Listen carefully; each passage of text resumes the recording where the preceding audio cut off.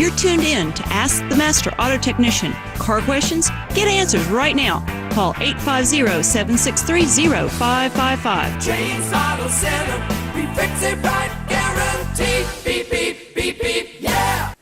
All right, good morning, everybody. It's early. It's not bright. It's just early out there. It's 6 o'clock in the morning right now, and it's a Thursday morning. I got Rob Lapham calling all the way from Port St. Joe. He and I talked a little bit about what's happening in the Libertarian Party, what's happening that affects you and me, local politics as well as national. So good morning, Rob. How are we doing today, sir? I'm doing pretty good, James. How are you? I'm doing extremely well. I have my last class for Project Democracy today at the local high school. We got one more to go, so it's been a long week. And you did an outstanding job when you did Arnold out there. I had lots of compliments for the Libertarian Party, from the Republican Party, believe it or not. They told me, he said, boy, you guys you got out there for the Libertarian Party sure make us kind of look not so good. And I said, well, that's why. I don't know what to tell you, but maybe you're not so good as a party. But anyway, you did a great job. Thank you so much for doing that last week for me. I appreciate that. Well, I've forgotten his name, and you will know him, but the gentleman who represented the Republicans, he was by your Friday Fest booth in the summer. I recall meeting him there, and he actually has a lot of libertarian views, notwithstanding that he is a member of the Republican Party. Absolutely. Tho Bishop is who it was. Right. That's right. Young man. He works at the Von Mises Institute in Alabama up there. You wouldn't think that a conservative school of Austrian economics would be in the lowly state of Alabama, but trust me, it's one of the best schools around out there. And I never really heard of Von Mises till about 2011, 2010, something like that. And people started talking about the free market and talking about how we don't have a free market. We have what's called Keynesian economics, and we should be practicing, Austrian economics. And I'm going, what the heck's the difference? And then I started realizing there's a big difference between the two. There really is. Absolutely. And, so one of the things I'm hearing from a lot of people, from the children out there, they're worried about our debt. I don't know if you heard that or not, but they all seem to be asking, how is this $20 trillion in debt going to affect us? And I've had a couple people, I had one person representing another party say, well, we can print all the money we want. It's just money. It's just paper. And I'm wondering, my head's about ready to explode about that time, going, you don't understand how currency and free market and inflation, it's frustrating. You want to expound a little bit on that before I blow a head gasket? So, the government of the United States has borrowed $20 trillion. They issue bonds. They make their debt available for other countries such as China to buy. Mm-hmm. And for every dollar that the U.S. government borrows, it has to pay interest like everybody else. Correct. And with the Fed's management in the last decade or so, particularly, of the money supply by just printing money and keeping interest rates at just dead zero for the big banks, the amount of interest on the $20 million debt has not been that big. I am not sure the number, but I think currently it's something like $250 billion a year, which in the overall scheme of things is not all that big. Sorry, 250 million. I apologize. It may here, it may in there. What the heck? The Fed begins to raise interest rates, and it has to do that as the economy improves. The interest on the debt is going to increase. This leaves less money available for programs.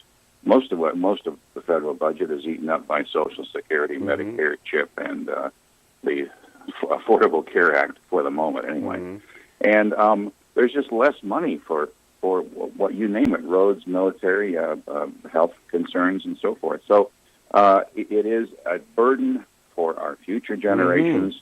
We should all be ashamed for having voted people into Congress who do not have financial responsibility, as most of us do. We would all be bankrupt if we did what the federal government has done. No argument. And for the last almost 80 years since Calvin Coolidge left office, every single president, all 14 of them, right through Barack Obama, and every single Congress, whether they were Republican or Democrat, they always voted to increase the national debt. It is a tragedy.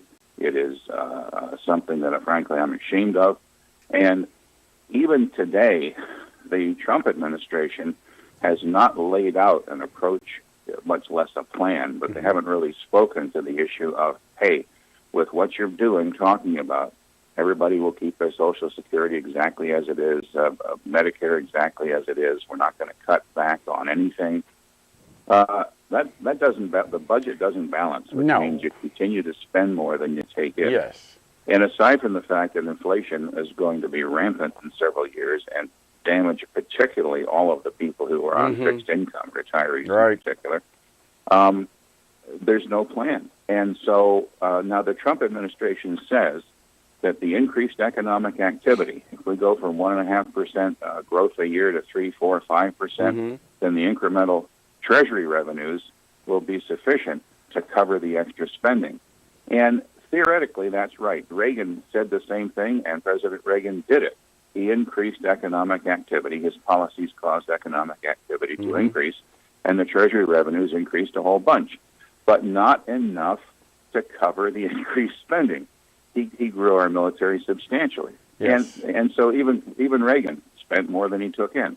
It's a real tragedy, James. It is. The public in general doesn't seem to understand that we have got to stop electing people to Congress in particular, because they have to vote all the money.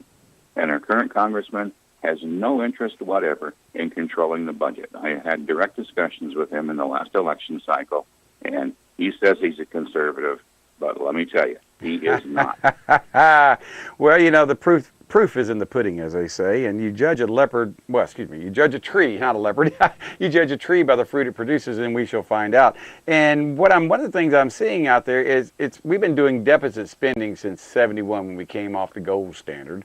Nixon took us off, and the reason I did a little research on it, and what it was, Congress said, you know, our people like to have all these nice things, and so we can do deficit spending so much easier than having to be responsible. And so we've been in a hole. I think we've been in a hole since 70, 71 in that area. We haven't had a balanced budget. And I think Clinton tried to do something, did something what going on, but we've got 2% inflation a year that the Federal Reserve says that's what they're striving for. If you put 2% a year and you multiply it by 10 years, that's 20% in 10 years. And people don't realize how it's insidious.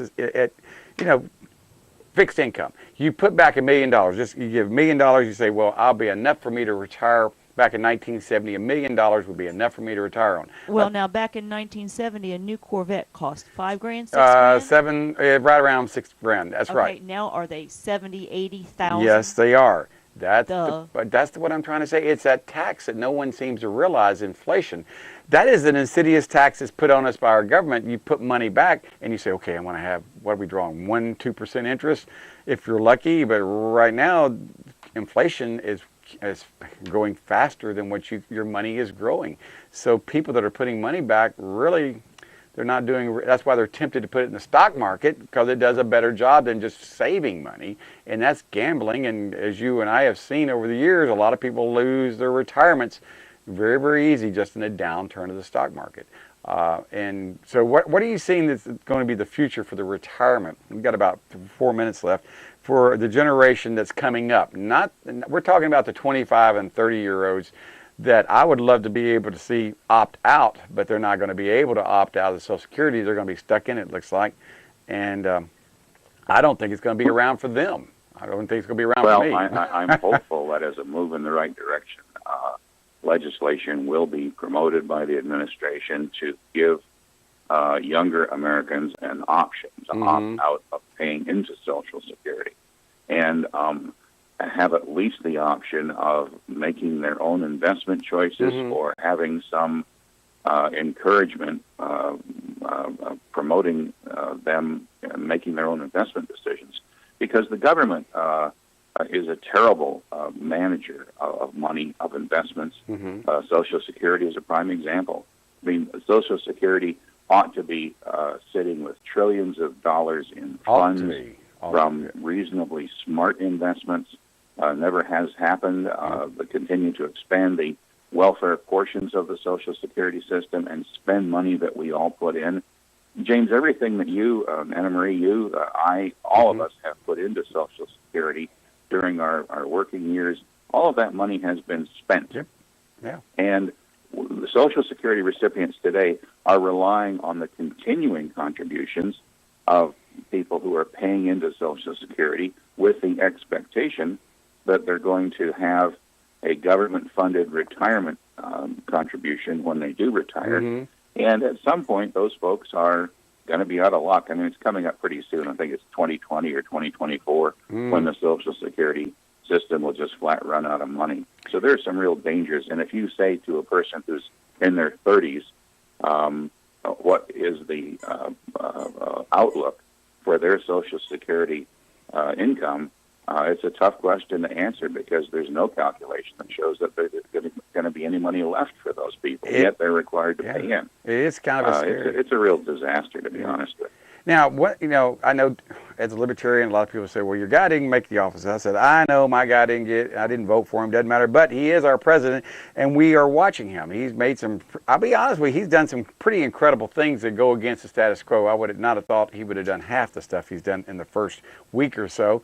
But, I know buts about it, we're watching. If he does something that is, to me, would be like banning people permanently or making people, look here, say so-and-so, he's going to make all Muslims register, and I'm going, is that kind of like what Hitler did when they made all the Jews register? If that's the case, then I'm going to go down there and register as a Muslim, and I'm going to encourage all my Christian friends out here to do the same thing, because I'll be honest with you, that's exactly how fascist, Nazi regimes get in places when they start separating the people in classifications.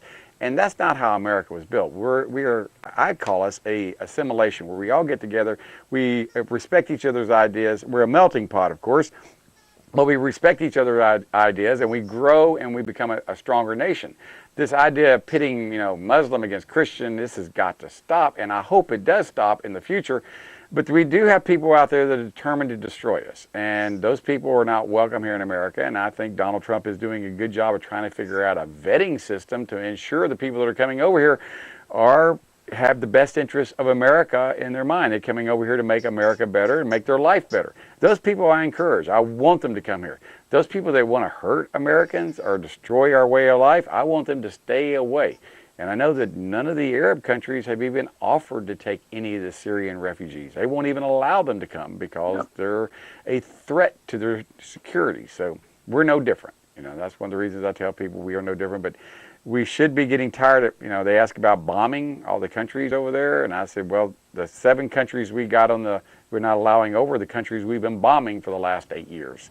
So that's so I would probably be a terrorist too if you were bombing me. I'd probably want to go to your country and destroy you. So maybe there are some good things coming out of this. We're going to find out very, very soon. Rob, thank you for being on here. And the Libertarian Party will be having a meeting on Anna Marie. When it's going to be at Sterling Reef Resort, February 27th at 6:30. 6:30. That's on Front Beach Road, Sterling Reef, at the end of Alf Coleman Road on Front Beach Road. We have a beautiful sunset to watch, so show up for the sunset. Well, you have one where you live in Mexico Beach too, so I don't know what I'm talking Port St. Joe. I say that all the time. I'll see if I can make the 27th, James. All right. Although I'm not in your county, I'd be delighted to visit. I know you're not in our county, but you do a lot for our county. I appreciate that. Rob, this is James Morris along with Anna Marie. We wish you a very happy Thursday, and we'll talk to you next week. Bye-bye, everybody. James Auto Center, we fix it right.